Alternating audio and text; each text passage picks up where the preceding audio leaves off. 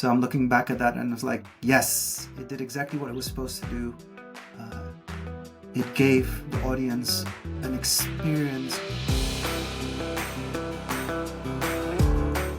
Hello, welcome to Stories from a Room, a So Far Sounds podcast where we explore the inspiring journeys of incredible artists we love and the stories that shape their creativity. I'm your host, Josh Savage, and today I'm joined by Kevin and Kwang Groen, our first poet on the podcast. Born in South Korea and raised in the Netherlands, his journey has been shaped by questions of identity, which he now channels into his work as both a spoken word artist and a behavioral change expert. Kevin Ann uses his voice to inspire audiences, tackle uncomfortable issues, and confront us with unconscious biases we didn't even know we had. Kevin, pleasure to have you here. First of all, did I pronounce your name correctly? Very close. Well, first of all, thank you for having me on the podcast. Um, the way to pronounce my name is Kevin An Kwangsu Groen. And what I've learned over time is that most people actually don't really have a challenge with my Korean name, but mostly with my Dutch last name, Groen, because of the Dutch pronunciation. It has this very hard sound, which comes from the back of the throat. So we often say the way to learn to pronounce that is to pretend you're spitting and Groen I felt the with a spit. slightly rolling R. Yeah, for sure. Brilliant. Okay, so can we dive into, well, firstly, how did you first discover spoken word as a form of self-expression? Let's dive in. The way I discovered spoken word was through a video of a Canadian spoken word artist, Shane Koizan. I stumbled upon a video of him on a website, like those typical, I don't know, like BuzzFeed sort of websites. And it was a video of him performing a spoken word piece with a lady who was playing violin to it. And I was hooked. I was absolutely hooked. I thought the combination of both the poetry, the spoken word, as well as with the violin music, just made everything hit harder. And I think that was for me one of those moments where I was like, "Wow, the power of words." And that's I think about 9 years ago, and I just started writing, inspired by that video. Um, and I probably spent 2 years writing, and then eventually I just looked up if there were open mics, because what inspired me wasn't a poetry book, but was actual the performance. And so I think when I started writing poetry, in the back of my mind, it was always, I'm writing for the stage, not for the page. For the stage, not for the page. I love that. I love that. Beautiful. So let's dig down into, I guess, your foundations, really. So you were adopted, and Yes. you're originally from South Korea, Yes. and then ended up being raised in the Netherlands. So Yeah. did you actually spend time in South Korea before you moved to the Netherlands or not? I was 2 years old when I was Okay. adopted, and my Korean sister, she was about 1.5 years old, Hmm. or so 1.5, sorry, 2.5 years old, and we were both adopted by the same Dutch family. Oh, brilliant. So you Yeah, had each other. yeah, exactly. And so as an older sister, so I was 2 years old, so I don't have any conscious memories. My sister being correct myself, my sister being 3.5 when we were adopted, she does have sort of vague memories. Um, and then yeah, we grew up in a just a, I would almost say, stereotypical small, really small village. You know, like 1,000 people living there, incredibly, in a way, white. We were the only kids of color at the time, and um, it was.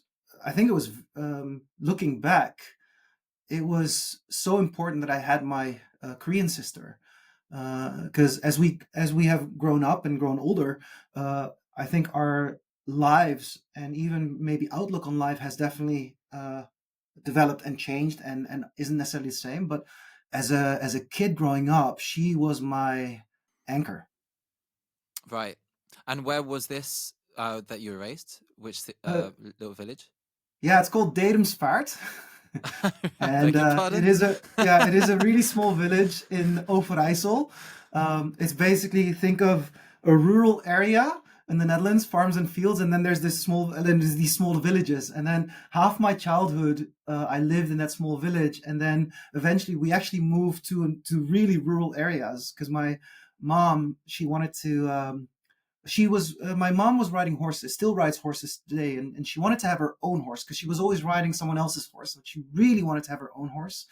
And in order to have your own horse, it kind of just makes sense to have a little piece of land and a stables. So eventually, the other half of my childhood, we moved to the countryside, to a rural area, to a little farm, with a piece of land and some stables. And I loved it. Like, for me as a teenager, as a or yeah, I think, when did we move? Probably around 10 years old. uh, People often think, isn't it boring, or isn't it empty, isn't there's nothing to do? But as a 10-year-old boy, when you have all that space and you can be as loud as you want, that was great. Also, I wasn't the most social kid, so having that space where I could just play, um, both was amazing for me, but also it kind of reinforced that sort of non-social side of me. Right. And now you're more of a city boy, correct? You live in Amsterdam, is Absolutely. that right? Yeah, so my base is in Amsterdam. I live in Amsterdam, and then Berlin is my second home. I visit Berlin usually once a month, and I've been doing that for the past. This is my 10th year doing that, and I honestly, I couldn't imagine my life right now without both Amsterdam and Berlin, because they're so different, the cities, and they each give me something that I almost like desperately need for my quality of life. So can you give me some examples? What do Amsterdam and Berlin give to you? Yeah, I often, as a comparison, I say Amsterdam is that, let's say, 35-year-old that's married and has young kids and really has to get their shit together because, like, you have to. That's Amsterdam, settled or settling. It has to be, good, pristine, structured. And then Yeah. Berlin is like the 15-year-old that's basically like, fuck you all, I don't want to grow up. And I need sort of almost like, traveling a lot, or back and forth. I do need some structure and stability so that I can also, that part of my life can be a bit more chaotic. And Amsterdam gives me the structure, gives me the stability, and Berlin gives me the rawness, the creativity, the energy that Amsterdam simply cannot provide anymore, because almost in a way, Berlin is Amsterdam 40 years ago. That's an amazing point. I completely agree with you. Actually, I've never. I mean, I don't have much experience in Amsterdam. However, I do see Berlin being what London and New York used to be. Just if you look at the history and how art really like just made those cities what they are today. I can definitely see that, and we are seeing some gentrification in Berlin, which is, I guess, natural in capitalistic world. But I could easily see Berlin being a city that competes with, well, Amsterdam too, but definitely New York and London in the future. So I feel like it's great being here right now. Um, Before it just, yeah, it kind of, I guess, loses its identity potentially. So who knows? Cool. And so do you find Berlin quite well? Do you see that being the place where you get most of your creativity from, or do you get more of that from Amsterdam in your structured life? I think it's the combination of both. Okay. Um, it's, I think it's, yeah, definitely both. I need that energy that Berlin gives that Amsterdam simply can't. I go there and there's so much happening, and there's so many artists there, and um, and then also being able to go, be in Amsterdam where life just slows down more for me. Mm, So in my life slowing down in Amsterdam, I have space to sit and write. And it doesn't mean that I only write in Amsterdam, but I go to Berlin, and my mind goes in all kinds of directions, and I have so many ideas. but I need to have some space where I can sit down and make sense of all those ideas. And I think it's almost as if, in a way, if I were to stay in Berlin all the time, I would just be having ideas all the time, um, but no place to sort of sit down and structure them and work them out. Interesting. And then Amsterdam provides that as well. I think it's Amazing. similar to, it's a paradox, and that comes back in my day job around behavioral change, lots around embracing the paradoxes of it's not this or that, it's and. In order to be able to live a slightly more chaotic life, we need areas of stability in our lives. Otherwise, it would just be chaos only, and we would emotionally, mentally, physically, spiritually probably just get overwhelmed. Yeah, there's something to say about finding order out of chaos and then chaos out of order. For example, I was in Thailand last month just to escape the Berlin winter a little bit, and I feel like, yeah, amazing. This is paradise. Nothing can really go wrong. However, I could easily just see myself getting bored there if I'm there too long.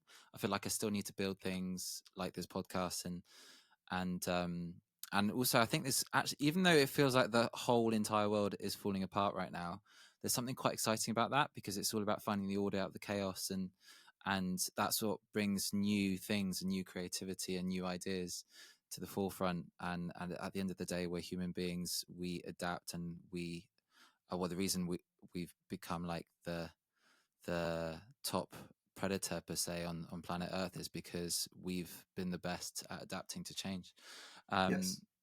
so let's dive into.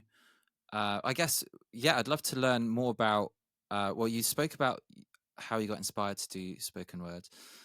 How how did you go about even writing your first works? And what was that like, bringing that to the stage in front of people for the first time? And where Yeah. was that? So the the process of writing for me at this point, I think if I go back 9 years ago, I think when I first started writing, it was just getting sort of my emotions out on paper, and I think that was way more unstructured almost. I think what has happened in the past 9 years is that I've started reading more poetry. I started going to spoken word events, and I started seeing, like, watching more videos online, but also going to live events and watching other spoken word artists. And I think that has, over the years, just shaped more the way that I write, because I get inspired by other people. I see certain styles, I read certain structures, and I'm like, ooh, I want to play with that. So throughout the years, I have gained a bit more structure in writing, format wise, by reading and watching and listening to. Now, I would say the way that my writing happens is I either have an idea of a theme that I want to write about, a topic, or I read a poem or hear someone perform, and there's a line that catches my interest, and I'm like, oh, I got to write that line down, because that line is probably going to inform a new poem of mine. So, right, there might be a general theme that I want to write about. For example, I want to write about, like, I write about a lot of social topics, in a way, social commentary. So uh, I wanted to write a spoken word piece about Dominique Pellico, uh, heavy topic, domestic violence, rape culture, and so it starts with an idea for a topic, um, and then I start just writing down ideas for that poem. So there's lines, there can be single lines, it can be some thoughts, and eventually I have so much lines and words and metaphors that eventually I have enough content to sit down and figure out how can I structure all that content now on this poem. But the other way around, what happens is that I sometimes hear a line. For example, last year at an open mic, there was another spoken word artist who performed the poem, and there was this line in that poem: "I hate me will always hurt more than you hate me." And I was like, holy shit, I need to write that line down, because I love that line. It is such a deep line. There's so much to that line, that sentence. I'm going to write it down. And that was the starting point for me to write a piece.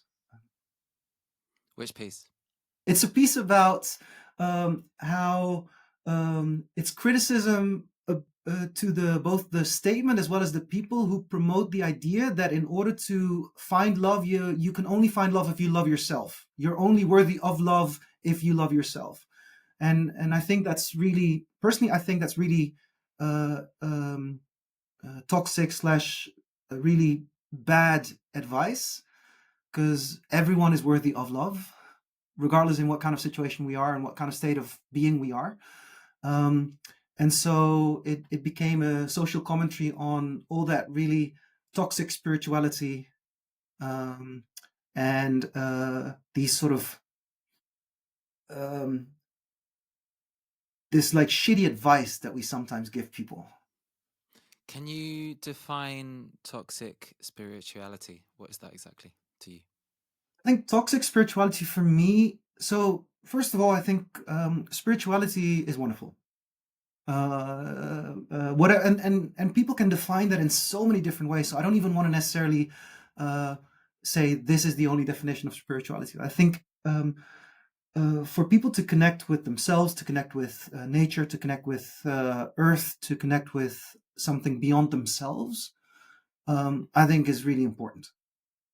I think where it can get toxic is when it a I think a dependency on a guru is not good. And there's too many spiritual movements where there is a strong dependency on a guru, a centralized hierarchical figure. And we have seen too many instances where that power that we give to someone has been abused. So I think the almost like a complete dependency on a central figure, I don't think is necessarily a good thing. I also believe that when people say spirituality is the answer to suffering, no. um, we have to revolt to systems of oppression, and spirituality isn't the answer. Revolution is the answer. Activism is the answer. Fighting the system sometimes is the answer. Changing the system is the answer. Um, and so we can't use spirituality as an excuse not to um, challenge the society we live in, or we can't use spirituality as a means to justify people's experiences or negative experiences with discrimination and oppression. And I have been in situations where spirituality has been used as a means to tone police or to gaslight people. Um, and that's when I believe it can become toxic. Yeah. Kevin, how do you find the courage to address uncomfortable and controversial topics through your spoken word? It's For me, it's straightforward because so I'm on a mission to make people feel more alive. That's my life mission. I want to make people feel more alive, and the opposite of alive for me isn't death. The opposite of alive, feeling alive, is numbing. So Mm, when you numb yourself, that is the opposite for me in my definition of feeling alive. So when I push feelings away, that's numbing. When I give into addiction, that's mm. numbing. When I avoid things, that's numbing. And so I have to apply it to myself first. Like I need to feel alive, and if I don't talk about the things that uh, make me feel something, that make me upset, that make me feel joyous, that make me feel inspired, that make me feel angry, if I don't talk about that, then I am numbing myself. And if I'm numbing myself, then I don't think I'm in any place to help make other people feel more alive. And I know that when I perform a spoken word piece that addresses something, a topic that we prefer not to talk about, like Dominique Pellicot, then for, let's say, those few minutes that I have the mic, I have an incredible amount of influence and power, because people are in that room. They if they want to, they can stand up and leave, but there for a moment I control the narrative in that room. And if I then perform a piece about masculinity and the responsibility of men, and men in the room in that room are like, they feel something in that moment, whether it's guilt, reflection, shame, whether it's anger, frustration, disappointment, whether they feel called out, whether they reflect on themselves in that moment, if they sit with that, they feel more alive. Yeah. Even and discomfort, uh, inviting discomfort, is feeling more alive as well. Yeah. Credit to you, Kev. I still remember when you performed for us at So Far Sounds Berlin in an All Saints store, and we certainly did feel a lot more alive. And it's just amazing how, even though it's so calming, your spoken word, it was electrifying at the same time. And just like you said, I think men need your work as much as women do at the moment, because as men, like, we are taught to basically um, push our emotions aside and to basically be numbed, actually. And I really really felt that when you performed for us. And where would you say you learned that yourself? um was that relevant to your upbringing as being different as a child, do you think? Or I definitely think so, but it took me so many years to figure that out. My parents are white. They're white. Your stereotypical, almost Dutch white parents. They're my parents' parents. They were farmers. hmm The cornerstone of Dutch society. And my parents were the first generation that weren't farmers, and but blue collar, salt of the earth, blue collar workers. right. Um, Now, I say that because the topic of racism, for example, mm, and racial bias and racial identities was something that was never in their lives before we arrived an issue. But the issue there is that they never learned about it because they didn't have to. And yeah. so when my sister and I arrived, they didn't have the language or the awareness to have conversations with us about racial identities and racial dynamics. And mm, so as a kid, there were definitely so many emotions that I felt because of what, as you say, being different and all the challenges that are connected to that. But I couldn't talk about it with my parents because I didn't have the language for it as a kid, and my parents didn't have the language and awareness for it. Now, and as I grew up, I started learning more about it, but then I could still not really talk about it with my parents because as I learned more about it out of necessity, out of survival, my parents still hadn't learned about it, and so um, when I was an adult, and for me, that was probably, I started having active conversations with my parents about racial dynamics and identities, and also the impact of adoption. I started really pushing to have those conversations about 10 years ago. mm, It has been a 10-year struggle. And, my parents love me, and I love my adoptive parents as well. But it has been a 10-year struggle to have these conversations with them because still today, there's still a lot of defensiveness. right. And so, yeah, in a way, I was all by myself in this. And this is where, my sister and I, my Korean sister and I, our paths diverged a bit because she obviously, also being a South Korean woman, has faced similar experiences that I have. But I think her approach to it was to not talk about it Right. and keep it with her. And my, I think, strong need was to talk about it. And so I couldn't talk about it with my sister. Yeah.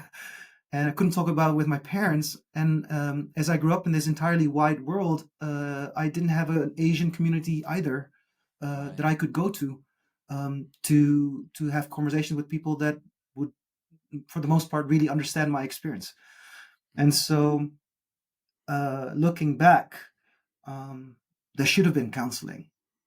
There should have been therapy. There should have been way more support also from the state, to my both to me and to my parents as well. And as I started learning more about it and the impact of it and the trauma of it and the challenges of it, also started realizing, oh wow, how has that impacted and shaped the relationship that I've had, the friendships that I've had, mm, the fear of abandonment, and how has it informed my sense of self? And I've done a lot of almost in almost like unhealthy male fashion. I've done a lot of that reflection all by myself. Uh, and looking back at it now, I wish there would have been much more support around me as well. Where it's not just me asking for help, but also that support would have been actively provided. Um, but looking at how it has shaped my behavior and my beliefs and my relationships to people, yeah, I'm looking at it now and thinking, okay, so that's just a very specific experience around adoption and racial identity. But how many people have not the same experience but similar experiences? And specifically, how, as you said, how many men have not the same experience but similar experience, where we push things away, we Mm. don't develop the language and the awareness to talk about things, and then we're adults and we're supposed to be fully functioning, and uh, things start breaking around us and we still don't have the language and the awareness to talk about it. And if we don't have the language and the awareness to talk about it, it already is so hard to even start figuring out what does support look like for me and how can I navigate this. Yeah. Did you? It was quite a while ago now, but when you did the So Far Sounds Berlin performance, didn't you have a piece that was relevant to about what we just spoke about just male self-expression and holding it in? Is that right? Yeah. Can you tell me more about that one? Yeah, I think there's a couple of, so I did a couple of pieces. I did a piece about adoption, Mm-hmm. and I did a piece about the desire for, I think, more meaningful conversations. Mm-hmm. Uh, there was a piece about, there was a medley, of course, that I did with Hannah. That's right. Uh, Yeah, I loved how there you was, had one of the musical acts to join you yeah, impromptu. It was brilliant. and there was a piece about um, uh, learning to look at myself differently when it comes to self-image, and connected also to dating, and the statement that I've heard from people saying like, "Oh, you're attractive for an Asian," which essentially is a statement saying Asians aren't attractive by definition, but you're an exception. Um, and I think I don't remember doing a specific piece specifically on masculinity, but I think because I am a cis man, it is woven into all of those pieces. What Learning man? to, Sorry, I am a cis man. what does that mean?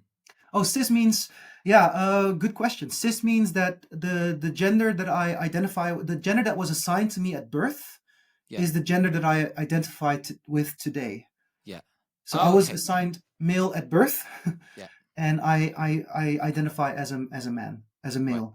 Yeah, so that part of my identity is woven into all of those pieces, because it's all of those pieces have essentially to do with figuring out who I am, how do I express myself, why do I want to have a more meaningful conversation with people, what beliefs have I adopted from society that I should really not be carrying with me. How do I define myself even? If I had to just clean slate, blank slate, how would I actually define myself if I let go of how society wants to define who I should be? Would you like to share any of those pieces with us today? Actually, let me do the adoption piece. Okay. Uh, it's called Adoption in 5 Chapters. Chapter 1. When I was born, I was adopted, and with it, love temporarily gave up on me. Maybe that is why I love the way I do, intense without compromising. Maybe that is why I hug a little tighter every time we say goodbye. Maybe that is why I jump head over heels every time love pushes me to the edge, because I know what it feels like when love leaves without explanation. Chapter 2. When I was adopted, my name changed from An Kwang Su to Kevin Groen. My name, a game of Scrabble. My name, an upgrade, an improvement. My name, a winning combination. An Kwang 22 points, but no premiums. Groen, 18 points, but triple word value. But society continues to question my identity. An Kwang no, too difficult to pronounce. Groen. Nah, come on, dude, that's not who you really are, right? Society confused. Society not listening. Society still searching for better letters to describe who I am. Society, fuck you. Chapter 3. I think the reason I prefer to kiss people with broken hearts is that they taste familiar. They taste like home. Chapter 4.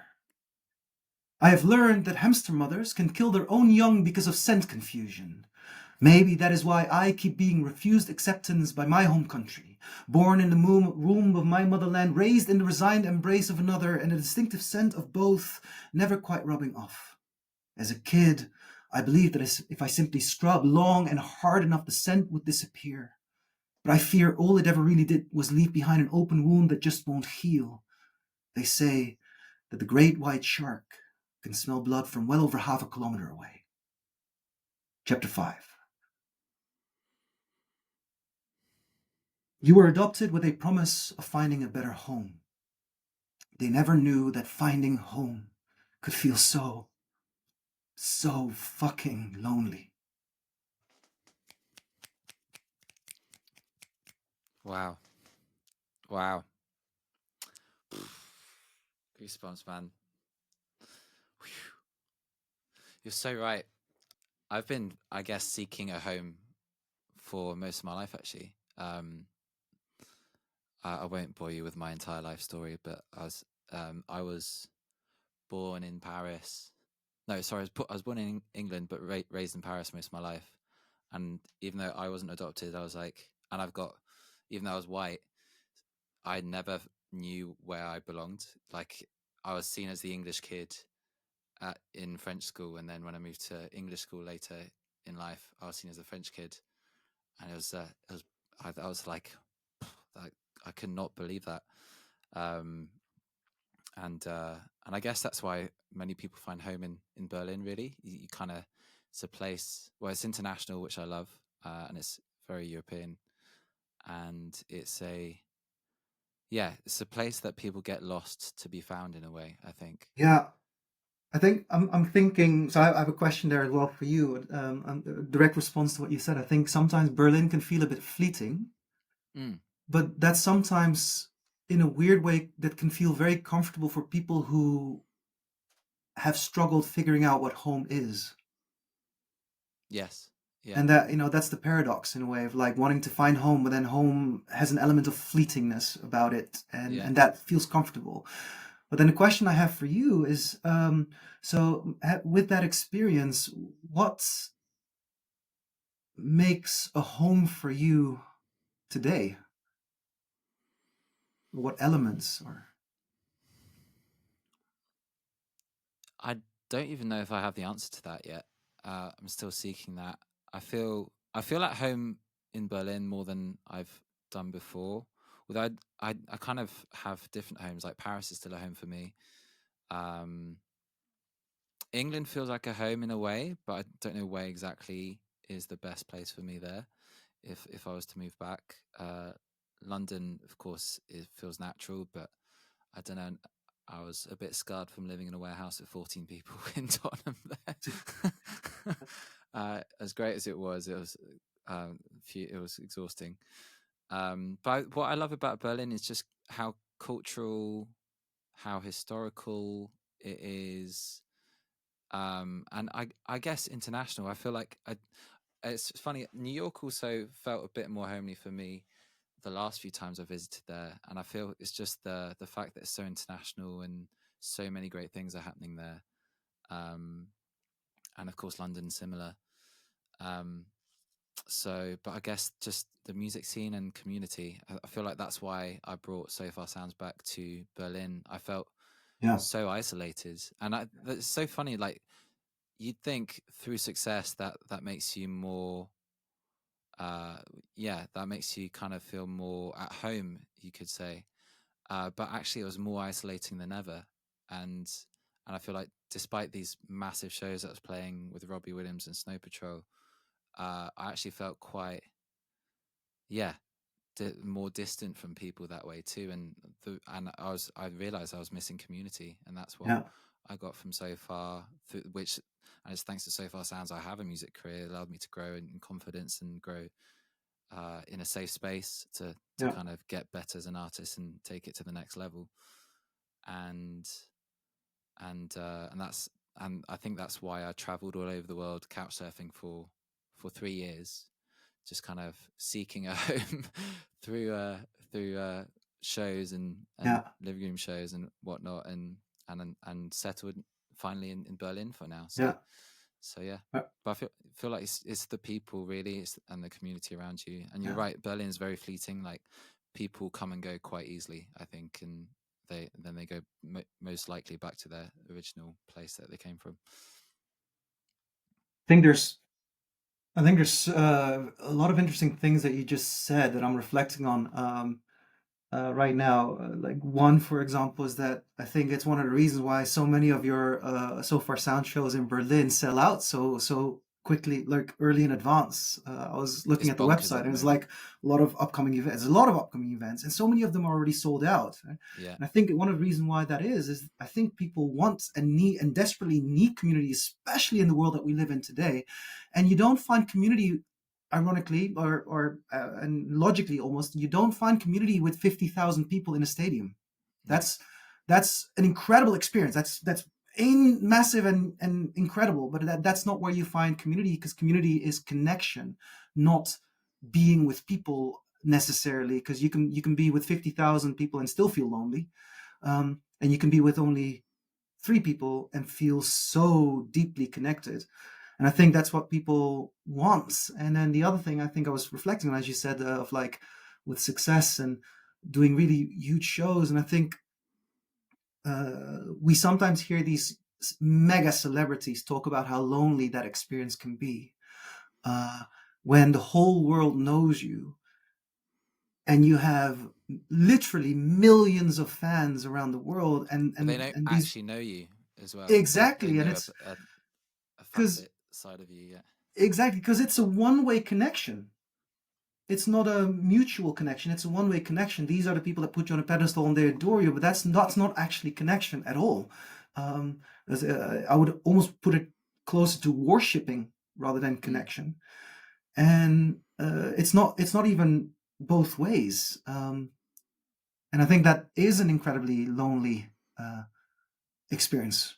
If you don't Yeah. have a, if you don't have, as that mega celebrity, if you don't have a really strong home slash community base around you, um, that don't care about your success as an artist in this case, or as a celebrity, or in whatever field, but they care about you as a human being, um, and they can disconnect that almost from uh, the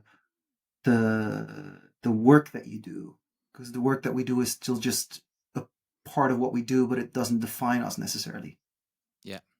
And would you say you found your community now? And what is home to you? Working on it. I'm constantly learning new things about myself, and it's almost as if the more I dive into, the more I dive into myself and figuring out, okay, let me learn more about adoption. Let me Mm. learn more about the challenges that I've never spoken about, but how has that shaped me? The more I learn about it, the more sometimes questions I end up having. And I think what I'm more comfortable with today than I was a few years ago is I am more comfortable now with those questions. Mm. So I'm realizing that not everything always will have an answer, and not everything might ever have an answer. But as long as I still learn about these questions that I have, there is something that I can do. And so I'm learning. I'm working on building community, um, because one of the consequences, and the reason why I say I'm constantly working on community, is I in my early adulthood, I lived year by year. My year was really just 1 year now here, and then I'm gonna go. I don't know where I'm gonna go next, but another year there, another year there. I lived in various countries, and for the most part, it was always 1 year stints. Mm. As a young Where adult, did you go? um, I was in Spain. I was in Germany. I was in Austria. I spent a little bit of time, really a little bit of time in France. I was in Singapore for a year. I was in China for 7 months. And as a young adult, in your 20s, in my 20s, that was incredible. Yeah. It felt posh. It felt I'm living the life. It felt sexy. It felt all of these things.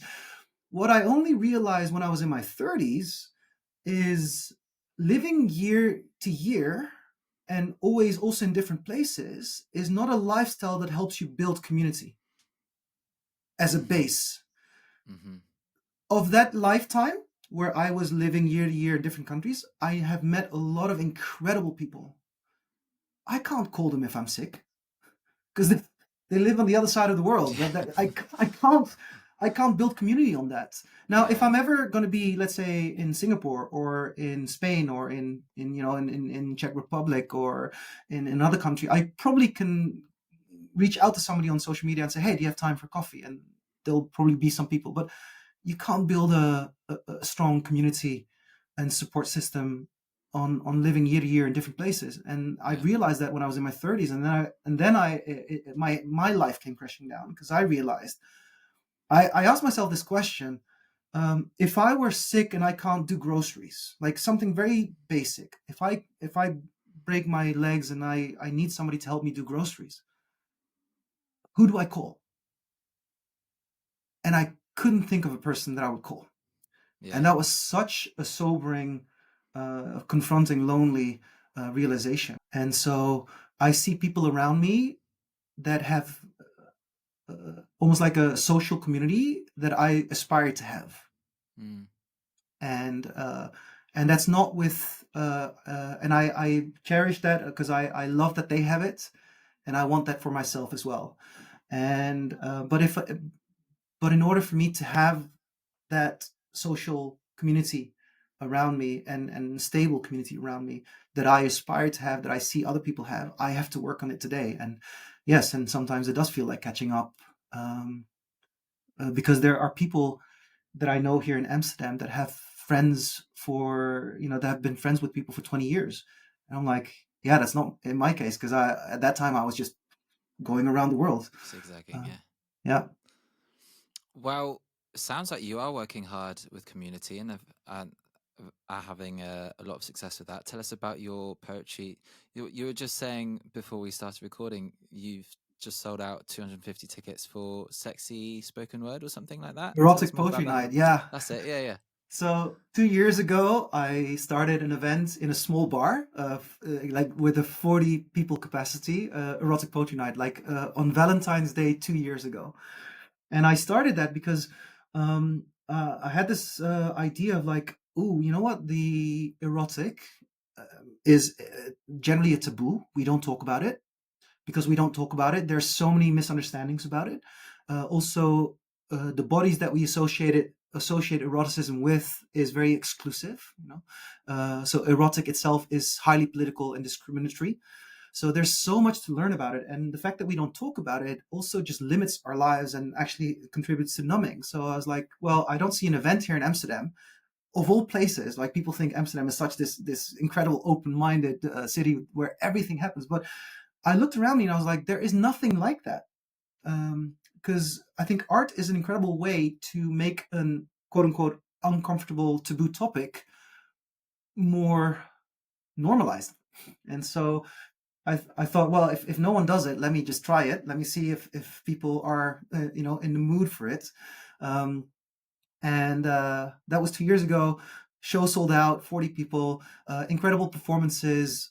Like also really looking at like coming in from different angles on the erotic, which was the goal of the event, to deepen people's understanding of the erotic, to broaden people's understanding of the erotic, and to make the our perspective on erotic also more inclusive.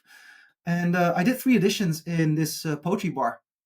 Every edition sold out, so I was wondering, ooh, could I do it maybe in a slightly bigger venue?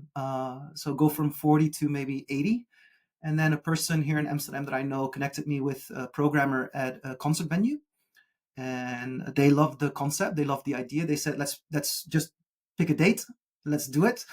And that was 100 seats, and that edition sold out, and so people were really in the mood for it. And then that same concert venue I'm now partnering with, they said, let's do another one. Let's So we agreed to do 4 shows a year, once a quarter. And for the upcoming show this Thursday, they put me in this concert room with 250 seats, and I was like, well, going from 100 to 250, that's quite a jump. If we don't sell out, I don't want the audience to sit in this empty room.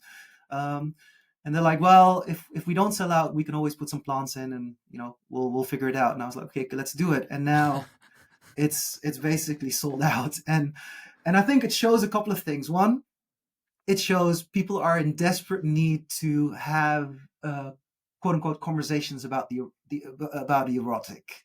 Fascinating. Because I also believe that if this was just a poetry night, not Yeah. erotic, but a poetry night, it wouldn't have sold out. Right. Like, like it is unheard of for a poetry event to sell out 250 seats. Mm. But theme wise, I think people are really looking forward to it. It also shows that there is not much like it, and that kind of gives, I think, a really disappointing state of society. Yeah. Well, I'm sure the plants are gutted. They're not going to be able to make it now. Can you Exactly. uh can you give so I'm really ignorant really when it comes to spoken word. I've only seen very few artists such as yourselves, and we had some great ones at so far as well. Saw some in London. There was a guy called Toby who actually performed in our warehouse, and that's the first time I ever experienced it, and it really blew my mind. What exactly is erotic spoken word, and how do artists qualify to make that Yeah.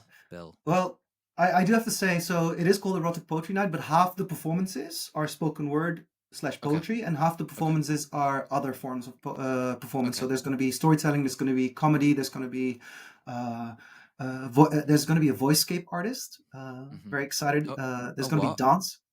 Hmm? What's a voicescape artist? Um, Yeah,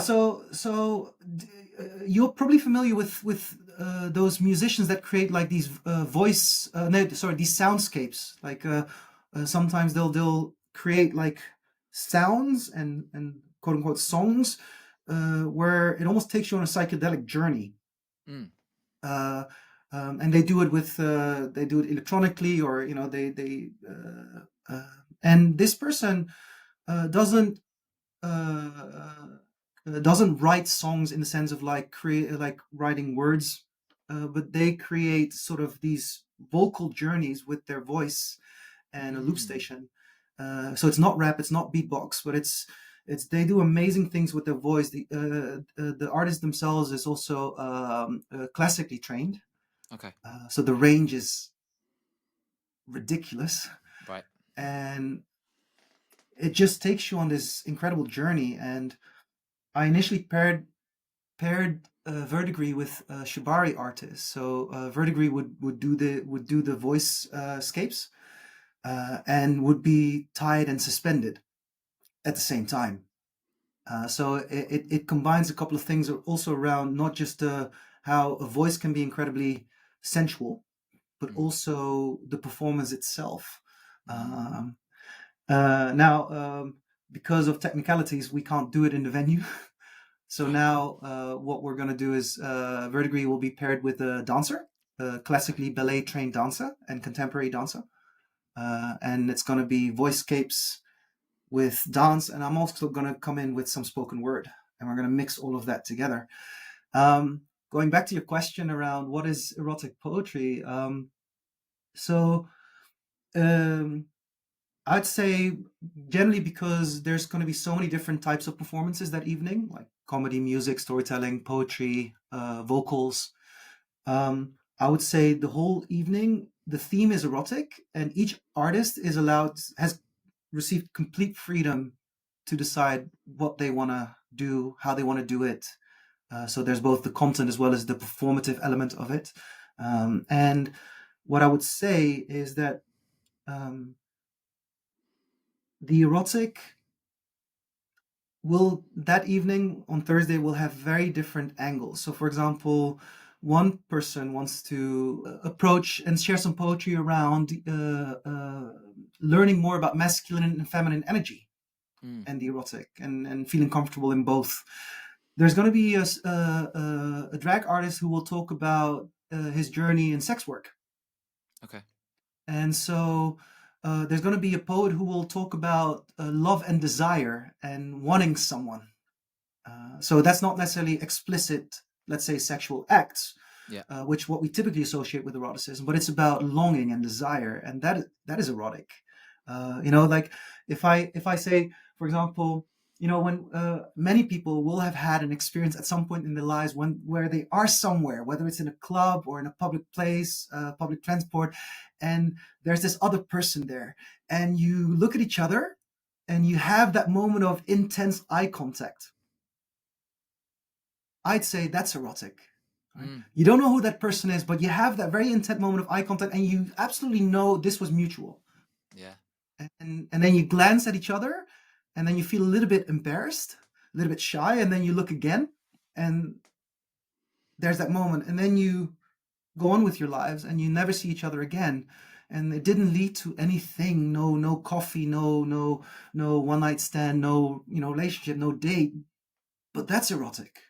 Mm. Um, I've had in the previous editions, I've had somebody tell a story about learning to heal and to be able to look at your own cellulite and embrace it, and also with their partner who you know embraces the cellulite on their body and kisses the cellulite. And so um, we've had so many different angles and perspectives on normalizing conversations around what can erotic be and what is erotic, and how do we define it or even redefine it, and how Mm. do we normalize the conversation around bringing more quote unquote eroticism into our daily lives. And how do you have conversation with your partner, for example, or partners, Yeah. about how to bring that into your relationships more. uh, Beautiful. yeah.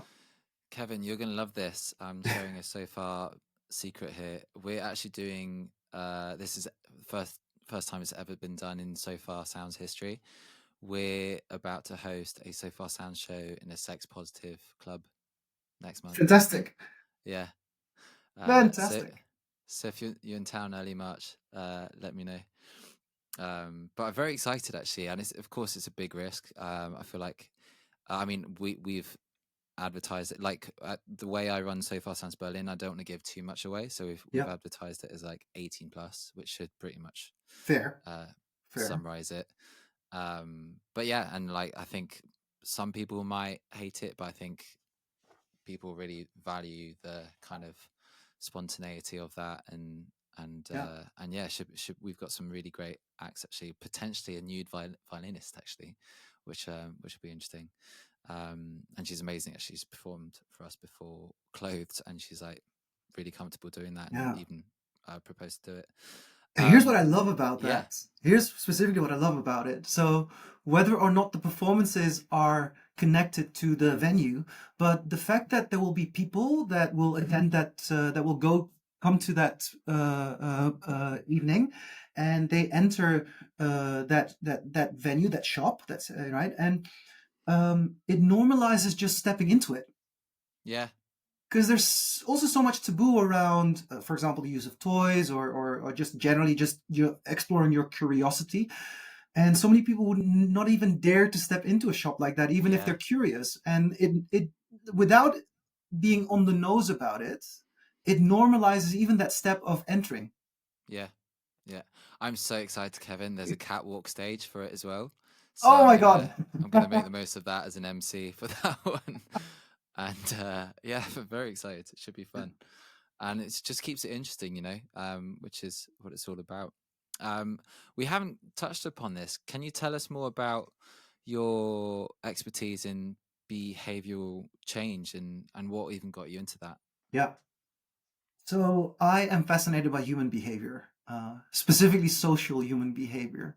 Okay. Um, what I mean with social human behavior is when a behavior that happens between us, so Okay. multiple people. So I'm less interested in individual behavior, as in like, I want to go to the gym more often. Your life does not depend on it, in a way. So, but when it comes to navigating conflict, Mm. there is one factor that I don't control, and that's your behavior. Right. That's what I'm particularly curious about: social uh, behavior, or yeah, interpersonal behavior between people. Um, and the way I got into it, really, like the short story of that is, in my very first full time job, I was working for an NGO in Spain. So my very first full time job was in a different country, different culture. I had way too much responsibility that I could really should be having as a 20 something 21-year old, and I was so unprepared for that. I had just finished 4 years of studying at a university, uh, and I got fired after 9 months. I got Right. fired, and the reason that I got fired in that job was a total lack of interpersonal social skills. Okay. It wasn't knowledge. It wasn't my functional knowledge of the job that I was supposed to do. It was really the interpersonal social lack of skills that got me fired. Um, and then what happened was that the team in Spain, they actually wrote me a recommendation letter to do the same job in Germany for the same organization, but in a different country. And it wasn't for them like shipping me off. It was literally, they told me, I remember that they told me, we believe that you have the potential to learn from this experience. We believe that it was the wrong country, the wrong culture, the wrong team, the wrong function, the wrong time for you, for us, for all of us. We want to give you the opportunity to continue in this organization in a different country that might better fit you, and learn from this experience. And so they wrote me a recommendation letter. I went to Germany after Spain, and I did the same job in Germany for 2 years. Mm. Almost got fired again in Germany because those social skills aren't magically overnight developed. So I was struggling with similar things that I struggled with in Spain. But the main difference in Germany was, the German organization had a much better support system in place, coaching. We went on quarterly team retreats where we talked about the team dynamics, where we got training. There was mediation when we had issues. We had access to mediation. Right? We had team feedback sessions every month. And so I entered an organization that had a much better system that forced me to deal with the shortcomings and the lack of skills that I had. And so it was a very painful, confronting 2 years in Germany. But as those 2 years progressed and I was running into similar problems, but the system around me helped me to not necessarily at that time become really good at it in navigating conflict and self-reflection and improving my self-awareness, but it helped me gradually take steps. And I think that experience in Spain, being fired in my very first full-time job, and then having the immediate experience afterwards, the 2 years in Germany, made me absolutely fascinated by human behavior. And and then I thought, I want to have a job where I spend most of my time dealing with that. And now I am self-employed, and I get hired by organizations. Typically, the main programs that I do, the main work that I do, is multiple month programs where I work for, let's say, 6 months with a group of people and help them throughout those 6 months with various interventions and moments where we meet offline, and online, help them to change their behaviors, as well as develop habits around it, get rid of bad habits. And in an ideal world, because not every client wants that per se, but the best collaboration that I have with my clients is when the company or organization that hires me also not just commissions me to work with a group of people over a period of time to help them change their behaviors, but also has conversations with me how they can change their internal systems that to support the new behavior. Um, And so, because the general principle with behavioral change, and that's, I think it's so interesting. Human behavior is so interesting, and our understanding of it is so interesting. The biggest myths that I come across when it comes to changing our behaviors is that people believe that the two most important factors for us to change are motivation and having a goal. Like, Okay. so as long as you have those two, then you're good to go. But first of all, thinking that having a goal is enough to change our behavior, or having motivation is enough to change our behavior, is very linear thinking, very, very neurotypical linear thinking. That's not necessarily how people actually work. And so, what is way more predictive of changing our behaviors is the general principles: we don't rise to the level of our goals, we fall to the quality of our system. Mm. So if you don't have a good system built around you, you will always default back on the, let's say, undesirable behavior or the old habits. And so, um, so in the system, goals can be an element of that system, but not the most important thing. Motivation, most of the times we don't necessarily have motivation to get out of bed and go to practice. But the system forces us, because we know that if we let down our team members, or if the coach will punish me for not showing up, I will not be I will not get the rewards or whatever. So the system is way more important, because motivation is fleeting, the Mm. system is constant. Mm. And goals can change, but again, the system is constant. And that's what I do with my clients, and I absolutely love it, because to see people change their behaviors, to realize things about their behaviors, and in the process, I often learn something about myself as well. To realize, like, why am I doing this, and what do I want, and how could I get there, and if I want to have a better relationship with my colleagues, or my team, or even my friends. Oh, I need to be more vulnerable. Oh, that's scary. How do I do it? Well, just be more vulnerable. Well, that never works as advice. Just let go. Like, just do it. Like, that's such shitty advice. Because if it worked like that, we would all be doing it, right? And so, for me to work with them very up close and personal, both on their behaviors and the consistent practicing of new behaviors, as well as helping them figure out, okay, how can you create a healthy system around you, is such gratifying, fulfilling work. Wow, you make it sound so easy, and I know it's just not. Um, can you, for our listeners, can you just maybe share some basic techniques that they could adopt to help Yes, their behavior change and their goals? 100%. You got to stop me, because once I start talking about this, so I'm so fascinated by it. Okay, so I think one of the things that is a wonderful starting point is to realize that we are already using systems in our lives that we might not be aware of. So, for example, to all the listeners, most of us will put a morning alarm.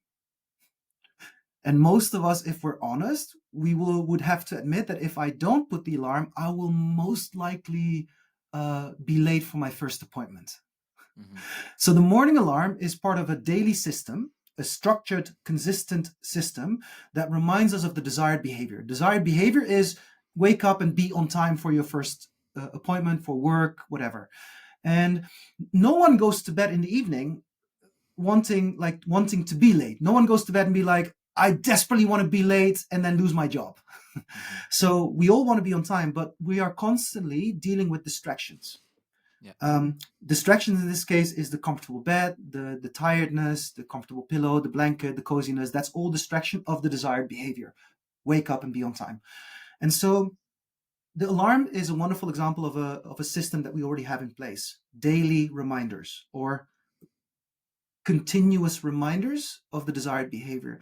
And when do we need those reminders? In the heat of the moment, when it matters. So the other thing that we can do for the listeners, simple things that we can do, is create daily routines. So we have reminders.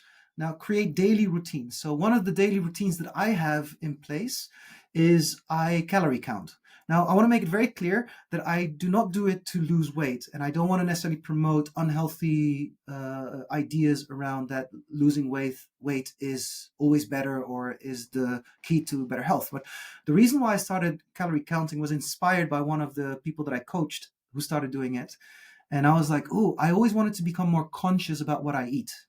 Mm. Um, how do I do it? Like that's such a that's an intention. I want to be more conscious, and I was like, well, I could start by just calorie counting because it forces me to actually research, for example, or at least like look up on the internet the amount of calories in the ingredients that I eat. Another routine that I have is every day I go for an outdoor 30-minute walk because Me too. um, yeah, isn't it I great? love Because it. because Yeah. I didn't want to be like 10,000 steps because 10,000 steps can be anywhere between 5 to 7 kilometers. That's a lot.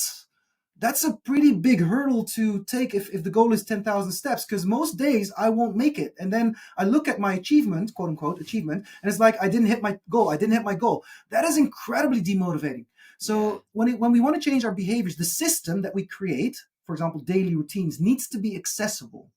Yeah. Calorie counting, super easy with the internet. 30-minute outdoor walk, super like for those who can walk, obviously, as we said, like that is accessible. Now, I don't, the goal here is I just need to get out of the house because it's good for my mental health. Out Hmm. of the house. And the 30 minutes is more accessible. And some days I hit 30 minutes, some days I only have 20 minutes, some days the 30 minutes leads to a 1 hour walk. You know, Yeah. I don't beat myself up if it's less than 30, but it's all about getting out of the house. And I paired this routine with a rule, with a very simple rule. And again, I don't beat myself up all the time. But the routine is go out of the house for a 30-minute outdoor walk. And the rule is try not to miss more than one in a row. Okay. It's okay to miss a day, but try not to miss 2 days in a row or Yeah. more. I And think sorry. and You go. I call it, I log it in my Google Calendar. So every day I go for a walk, I put I put a note in my Google Calendar with a color that I've walked for 20 minutes, I've walked for 30 minutes, I've walked for 57 minutes. And when I look at my monthly view, I can just see all the colors and I can just see, hey, look, it wasn't perfect, but most days I went for a walk. Yeah. Beautiful. I think that's the thing, really. It's like um I I I listened to Diary of a CEO recently. I can't remember which guest, but I think a topic that they spoke about was that people are kinder to their dogs than to themselves. And so and based upon what you said, like if you miss a day or whatever, or you don't hit the target, then don't don't kill yourself over it. I No, think that's really key, and be kind to yourself, so that like you are human. You are allowed yes, to kind of not step yeah, up every single day, and just try again and fail yeah. again later. Yeah, because if I leave the house, even if it's for 50 minutes, in the end, I still put that note in my Google Calendar, and so the monthly overview still shows that I went for a walk, and I can see the colors, and that routine, and the simple rule of try not to miss more than once in a row. If I look back at the ever since I started tracking it, and I've implemented that routine, Yeah. I have been walking so much more and I can just see it in my monthly overview, and that does actually give me a good feeling, right? But this system is comprised of daily routines, um, simple rules, and there's one other thing that's really important: make it accessible, so something small, Yeah. preferably than a high, uh, hard goal, and lastly, maybe for the also for the listeners, choose consistency over intensity. Love it. And what happens in this example? What happens if you miss 2 days in a row? I feel a little bit guilty, Okay. and I'm like, no, I it almost pushes me to go, right? I'll allow myself to have lazy days, and some days I just want to be inside and watch, binge watch some series and just be lazy. And there's also days where I have super intense training days with my clients, Mm. where I don't necessarily walk a lot, but I'm in constant movement. And those days I don't necessarily walk 30 minutes outdoors, and that's fine. So I don't beat myself up. But when I notice that there's bigger gaps in my calendar, and that's the beautiful thing about the overview, the monthly overview, and tracking it. Also, it's amazing feeling to put it in my calendar and be like 30 minutes. Yeah. It's a what is that? An endorphin boost. Yeah. Yeah. Yeah. Um, but when I see some gaps in my calendar, I do feel that drive. Like, no, get your shit together, Kevin. Yeah. But again, I don't beat myself up over it because I am still reminding myself of consistency over intensity, and accessibility, and just getting started always beats whether I hit the target when it comes to behavioral change and habit development. A topic I'd love to narrow down on, and I feel like this is why people come to So Far Sound shows, is because we're going through a loneliness epidemic and people getting lonely and lonely. And I think that's going to get worse when the AI comes in, because we're not going to need fellow humans for help anymore. We're going to have really smart machines giving us the answers um, within instantly. Um, Say I'm an introvert. I don't know anybody. I want to, I guess, build community around me. I want to change my behavioral patterns to become more extroverted. How do I do that? And also, do you believe that we're either introverted or we're extroverted, and that's it? It's black and white. Yeah, great questions. According to the Big Five Personality Index and psychologists and also psychological research, um, you can say, and you can make an argument that there are certain personality traits that seem to be more stable And what are the over five? time. Top of my head, one of them is introversion, extroversion. One of them is conscientiousness. What's that? Uh, very simply put, detail orientation, bigger picture thinking. Okay. Uh, some of it is agreeableness, openness to new experiences. Those are certain, so like personality traits that, according to personality research, seem to be more stable over time. So we don't suddenly turn into, as a deeply introvert, turn into an extrovert. Now, what I particularly personally like about the Big Five over any other personality frameworks or theories is that the Big Five doesn't have just the five traits, it has sub traits. Okay. So each trait has, let's say, I don't know top of my head, but like 6, 7, 8 sub traits. So on some of the sub traits, you can score introvert and extrovert, both. And this is sometimes also where nuance comes in, where people say, yeah, but in some, like introversion, extroversion, sometimes this, sometimes that. And we have to take into consideration nuance and context. So I am different with my parents than I am with my friends or at work. Now, part of that is socialized. Part of Hmm. that is decades of experiences. So when people see me with my parents, they might see me quieter. When people see me at work, they might see me incredibly decisive, but also understand the context. I'm running a workshop, so I'm in charge of the workshop, so I have to be decisive. And when I'm with my friends, they might see a very chatty person that actually doesn't really like to make decisions, right? Right. When it's about like, where do you want to eat? I'm like, you make that decision. so, but at work in the workshop room, I'm constantly making decisions. Right. And so context matters, right? Um, and so it's not black and white, but there is an argument to move it. Certain traits tend to be more stable over time. Hmm. Now, what we do have to, I think, distinguish is we have to distinguish, and that's uh, so important. We have to distinguish between identity and behavior. Okay. So we sometimes mistake the two, and so they're not the same. Now, do they have some connection? Absolutely, but they're not the same. So let's say um, uh, any person can learn to be louder. That's Okay. behavior. But um, let's say um, uh, the part of my identity as like I can't change my Asian part of my identity. Right. That's fixed. That's part of my identity. People's sexuality is part of their identity. Uh, you could argue to some extent like character traits like introversion, extroversion, as they are relatively more stable over time, might be more of a for people a fixed thing, right? But both an introvert and an extrovert both can learn to be louder in their voice. And I think you as a musician know that even better than I am. That it's a muscle that we can learn to practice, Yeah. as well as an extrovert.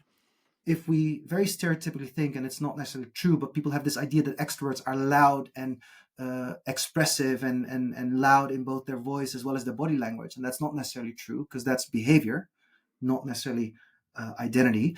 But if you hold on to that stereotype idea, then an extrovert can also learn to be quieter and more inquisitive and more reserved, or let's say not as expressive with their body language.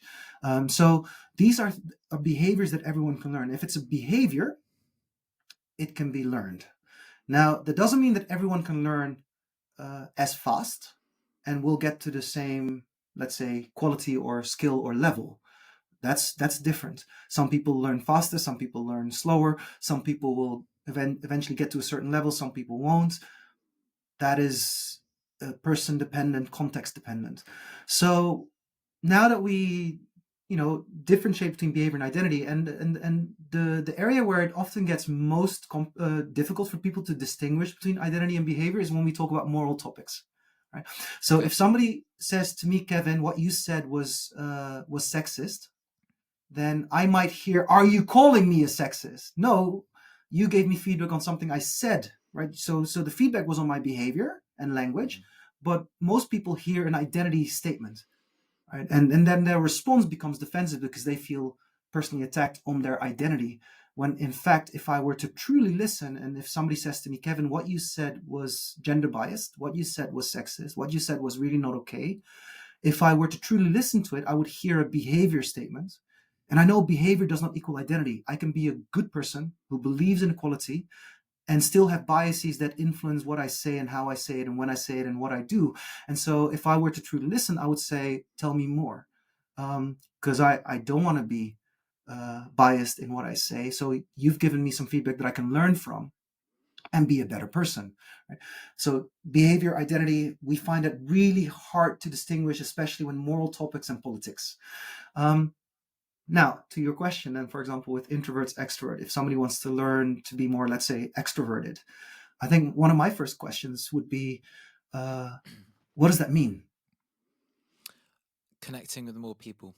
Connecting with more people. Okay, then I would say, uh, let's do a hypothetical here, right? So throw an answer at me, because not every solution works for every person. Right? Sure. We have to figure out what the context is as well. So I would ask, what do you currently struggle with when it comes to connecting with people?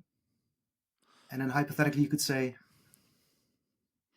Um, the initial conversation, starting the conversation, okay, and meaning well, and getting past the small talk, deep in getting the past the small talk. conversation as Okay, well. Yeah. so I would then sort of summarize. So does that mean that you enjoy conversation? Well, what you really enjoy is more deeper conversations with people, something Yeah. meaningful. Yeah. Or just to have to grow a community of people around you and Yeah, having, yeah, I guess, yeah, finding friends in a new city, for yeah. example. So preferably not the typical, how was your day? What do you do? And Yeah. you sometimes get stuck in a certain cycle. Hate those questions. There you go, right? So then I would say, right, because we have to figure out something that works for a person.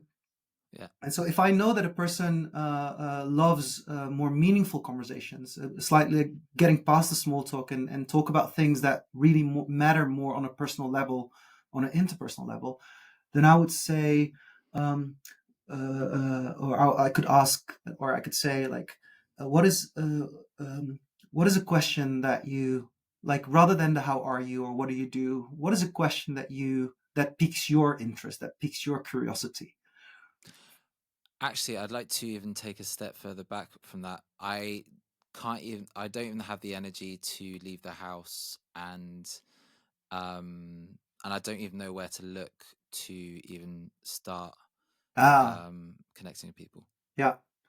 So, so then, we try, like, going back to the behavioral change principles. We want to preferably look for something accessible, Okay. right? Not something that's super difficult to go to. So, I would the things that I would want to know better about the person, about this context, is what kind of environments do you feel more at ease? And I'm specifically asking more at ease. I'm not asking at ease. Gosh, I really have to play my Yeah. improvisation skills here. um I like cute cafes. I like good coffee. I enjoy being active and live music per se. Oh, great. So now there's a couple of things I could do. I could At this point I could say, here's a suggestion, and that can be totally valid, right? I could Okay. also ask a few more questions. Now, for example, Yeah. a suggestion that I could make just to test something would be, hey, there's this community. I know about this in Amsterdam, by the way. So I'm just going to throw that in. I know this community Sure. in Amsterdam that organizes these quiet reading social time, where the idea is that a small group of people come together in a cafe. Yeah. They put their phones away and they read together, as in, like, not like they all sit down and read, and they're together with people. They don't have to talk, but they're coming together to be with people in a cute little cafe. Mm-hmm. Um, so how does that sound? Sounds great. I'm Right. in. Then I would say, okay, you want to have a look at it right now? Let's look it up, because they organize these meetings on a regular basis in different cafes in Amsterdam. And the idea really is, you put your phone away and then you sit down and read a book, and then afterwards there's a sharing round about what you read, and then naturally there's an interest in book reading in this case. So naturally the sharing tends to be more natural and easy, and then afterwards you've heard people, you've seen people, you've sat with people in silence quietly reading, and the barrier to then make a connection might already be a little bit lower, right? Uh, Do you think the removal of the phone is potentially what's making it worse? As in, having a phone and the comfort of looking at my phone every 5 minutes is what's making it worse. Because I think what's really interesting about the phone is, um, I want to acknowledge the value that the smartphones have given us and are giving us in today's society, right? Like, there's so many things that make our lives easier, and I want to Mm. acknowledge that. At the same time, what is also happening is that a lot of our communication that used to be verbal, as in, like, and I mean spoken, is now digital and unspoken. So we Mm. read the words and we type the words, but we don't speak the words. Yeah. And so, if so much of our communication is now unspoken, when I think you and I both grew up in an era where actually the phone was predominantly used to actually call people. Um, Yeah. yeah, right. So we were still socialized in a culture where the norm was to verbally speak to someone. Right? Yeah. So I do believe that it influences the way that we connect, and that so many people prefer to text rather than call. I find Mm-hmm. that personally, subjectively personally, a disturbing development, because you and I and the listeners to this podcast instinctively know, we all know, and that rather than a text message on our birthday, we appreciate the person calling us on our birthday more. Or the voice Yeah. note. We still appreciate the voice note more than the written text message, happy birthday. Yeah. Because we instinctively know that a person leaving a voice note or calling us goes through more effort than sending a generic happy birthday. We know that the Completely understand. handwritten card gives us more satisfaction than an Instagram message, because we instinctively again know that the person went through more effort to buy the card, handwrite the card, mail the card. And I don't mean a digital birthday card, but an actual post.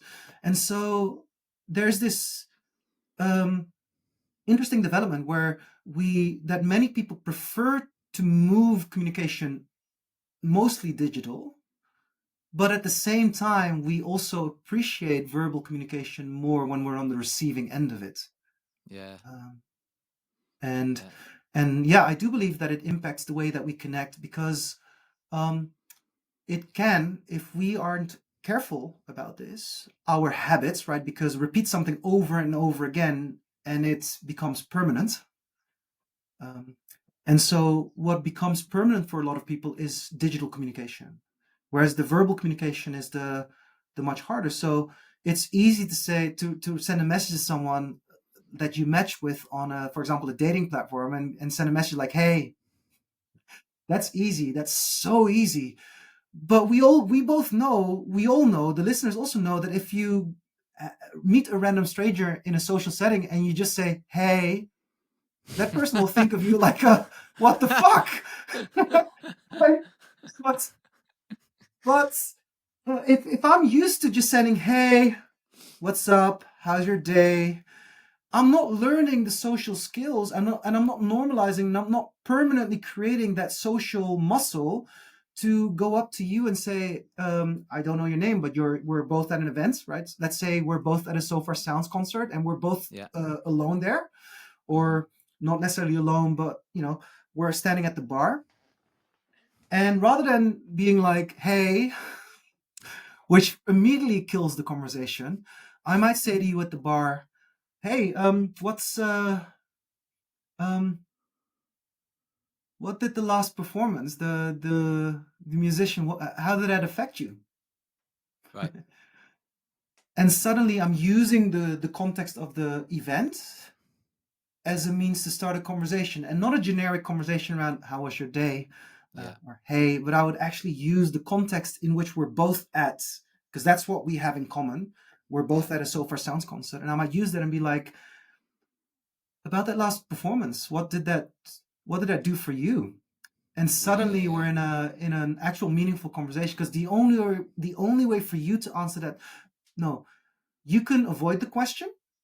That's totally possible. The other person can avoid the question, but if you really answer the question, there's only one way, and that is to reveal something about yourself. Yeah. And I think we need to, as weird as it sounds, we are lose. I do believe that in part we are losing this ability to use context to create a much more interesting conversation with people.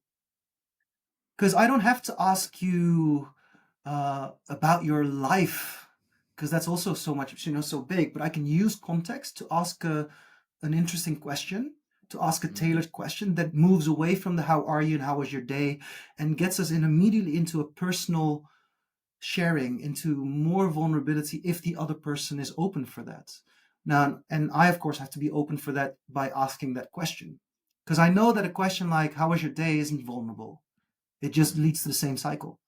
Um, and that's the other thing, interesting thing about social interpersonal behavior. Maybe one principle for the listeners as well is it takes two or more people to create a pattern. It Hmm. only takes one person to break the pattern. Okay. So I can break the monotony that we're caught in by asking these, let's say, small talk, the typical small talk that gets us stuck and not really interested. I can break that by making my first question something surprising, Mm. something unexpected. And I even use it myself. I often don't ask people anymore, "How are you?" because the most typical response to the question, "How are you?" is "fine." Yeah. Right. And so for most people, the question, "How are you?" isn't actually asked with the intention to really want to know how the person really is doing, but it's more as used as a greeting, as a hello. I want to break the pattern. I don't want to do that. I don't want to ask "how are you?" and then already know that the other person will most likely say okay, fine, good, or right. So I will often ask people the question, "How is your energy level right now?" And the weird, funny thing about that question is it is similar to "how are you?" Right? It is not fundamentally different. It is similar. But and whenever I ask the people the question, how is your energy level right now? I can see them think, because it's an unexpected question, not not weird, like as in like totally off, like tell me about your biggest fear. Like don't ask that question necessarily as a first question to a stranger, but to ask the question, how's your energy level right now, surprise the person, and then they hear a different question and they have to suddenly think about it. And I have seen that I get way more vulnerable, revealing answers from the question, how is your energy level right now, than when I ask, how are you? It takes two people or more to create a pattern. It only takes one person to break the pattern. Mm, beautiful. Wow, I could really delve into this all day, but I think this is a great place to finish on. Actually, Kevin, where can people listen to more of your work, your spoken word performances, and also your behavioral change work as well? Let's say if people are on Instagram, follow me on Instagram, word.magician. That's where I post, where I perform. That's where I sometimes also share insights around the behavioral change work that I do. Um, and for the old school people, I'm still on Facebook. Are Uh, you really? yeah, for the old school Brilliant. people, I am still on Facebook, but I would say Instagram is probably more accessible for more people. And if you're in Berlin or Amsterdam, given that I'm often in Berlin and Amsterdam, I'd say reach out to me and ask for a chat and a coffee, because I'm a total coffee nerd, and one of the things that I love is having interesting conversations with people over a really delicious hand brewed filter coffee. Beautiful. I also wanted to know what's been your favorite performance and why. Uh, ooh, ooh. I'll give you two answers because one of them will be something that I'm looking forward to. Okay. I am really looking forward to an upcoming So Far Sounds concert in Berlin where I'll be performing, because I am bringing a cellist. Are you? Oh, that's a surprise Spoken for me word as with well. cello music. Yeah. Fantastic. And Natasha is phenomenal. Natasha is a phenomenal cello player. Um, so good that if we've sometimes referred to Natasha as the human cello jukebox. If you can request a song and Natasha will play it on the cello. If you know, granted they know the song, right? Yeah. And it's incredible. You know, Imperial March, okay, like on the cello, or I don't know, Taylor Swift song, yeah, played on the cello, and or you know, a rock song, AC/DC, Natasha will play it on the cello. So I'm really looking Wow. forward to that, also because the venue is very special, Yeah. and I am already looking forward to the acoustic. In the A church. Yeah. performance that I really enjoyed that has happened is I really enjoyed a performance in that was in last year, end of last year. It was at a theater week on adoption. So the whole week there were events organized around adoption, panel discussions, screenings, interviews, spoken word, music. And they've asked me to prepare a 45-minute performance on the closing day. So it wasn't just spoken word, it was a full on, uh, almost like theater performance. And I mixed into that performance of 45 minutes, I mixed in workshop elements where audience members became involved, directly involved in the show. I did some spoken word and I did some performance art. And I think the reason why that's one of my most recent favorite performances, I think it really, the goal of that performance was to give the audience a glimpse of what an adoption experience is like. Uh, and rather than explaining it to people, I wanted some people in the audience to really not having it heard explained, but to actually experience it firsthand, what that might be like and what that might do to you. And I think that performance really did that. Um, so I'm looking back at that and it's like, yes, it did exactly what it was supposed to do. Uh, it gave the audience an experience of what adoption might do to you, rather Mm, than trying to verbally uh, explain it. beautiful. Kevin, thank you so much for your time. Thanks for making us Feel Also Alive. Everybody go check this guy out. He's absolutely amazing. If you catch him live or even online. I'm surprised. Do you have a book yet? We need a book from you. No, I don't. Okay. I, Maybe that's so, yet to come. Well, for now, exclusively for the stage. Thank you, Kevin. We've been So Far Stories.